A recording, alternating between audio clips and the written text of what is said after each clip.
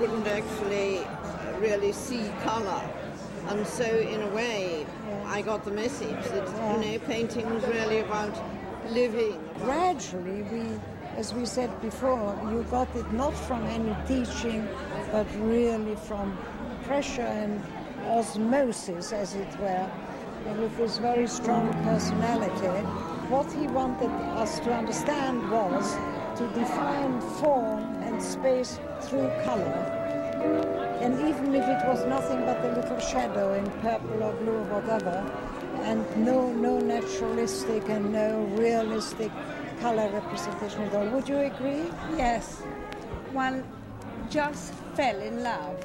When you were in that studio, in my mind's eye now, it was bathed in light, and there was a vibrance in there which veritably befuddled one's heart, and you fell in love, and you just wanted to work and dance and live. The bellows for that fire which he lit in us is work. He seemed to light a fire in one, which really then one had to find out for oneself. Yes, I would agree very much on that. That finding out for oneself happens only in work. Talking doesn't do it, thinking doesn't do it, reading doesn't do it, work does it. What for him painting was about was, in a sense, the opening of the heart. From all accounts, he was a very charismatic teacher, although not a teacher in the conventional sense at all. He taught there for 10 summers, or 11 summers, from 1953 until the early 1960s, by which time he'd moved to Switzerland, where he settled and lived for the rest of his life.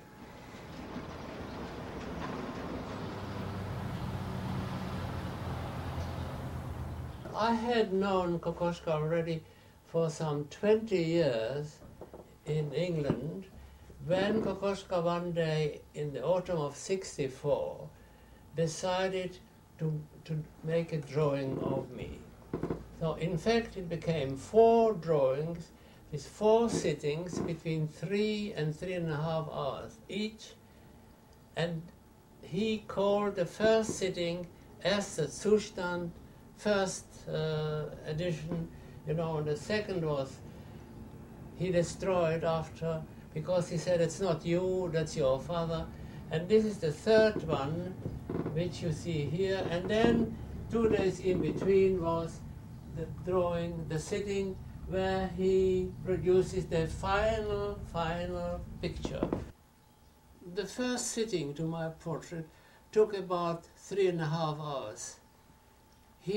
Kokoschka sat very near me with his paper in front of him and looked very often up to me, to my face, to somehow to really get the likeness. After having finished that, he said to me that at first depicts me as a young man walking in Prague on the main street there, on the Corso called the Graben in Prague, with an ebony stick and a silver head of it, and very smartly dressed, and greeting left and right, very interested in all young people, young girls particularly, and so on, well-to-do, and looking towards a rich life in front of me. Next day, we started again in the afternoon, and it was the same position, and he drew and drew, but drew not very long, about 2 hours only. And then finally he tore the drawing, because he said, it's not you, it's your father. I was sorry about this for 4 pieces of paper in his paper basket, and remembered school porter in Dresden Academy, who collected always, after Kokoschka left his studio, collected always the torn papers from his paper basket and made a very strange collection of them for himself. Well, the day thereafter, he made a portrait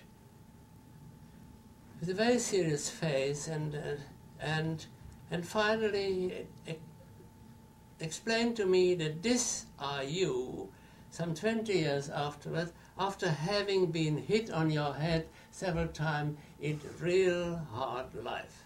So that he called then the third stage, the dritte Zustand. It showed me the way how Kokoschka actually paints a portrait.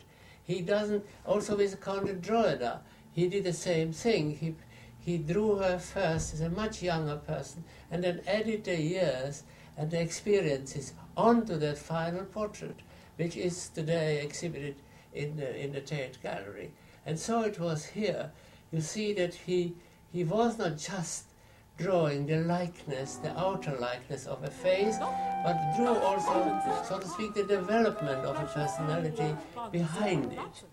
He wanted first to penetrate the mask, the id, Freudian term, penetrate the mask, you see, of the personality, to come to the ego, to the real ego. So this one is much more, this is the final. And this occurred in the course of how many days now?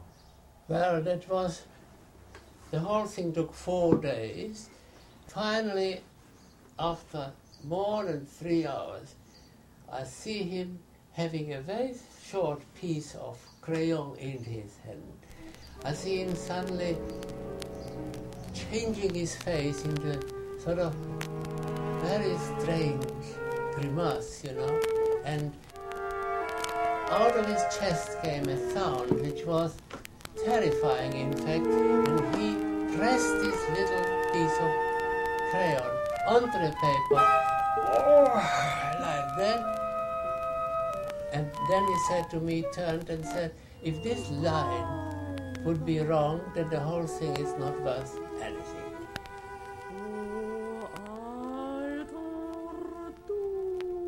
When he looked, one felt that he looked without the paraphernalia that most of us walk about with. So if he looked at a tree or the river, he saw it like almost as if it was God looking at it, without, just as it is. Well, even if he hadn't been an artist, his life, and with its extraordinary vicissitudes, its ups and downs, the people he met, the people he knew, the adventures he got into, his life would merit a biography on its own, whether or not he'd been an artist. But he was a great humanist. I don't really see Kokoschka as being much of a humanist at any stage in his career. I mean, I'm talking in artistic terms. People who knew him well might well say, he was deeply concerned with every human that breathed and was very worried about bombardment here and famine there and so on. Quite likely he was. Maybe he was politically in his personal life a very responsible person, but it seems to me that very little of that comes out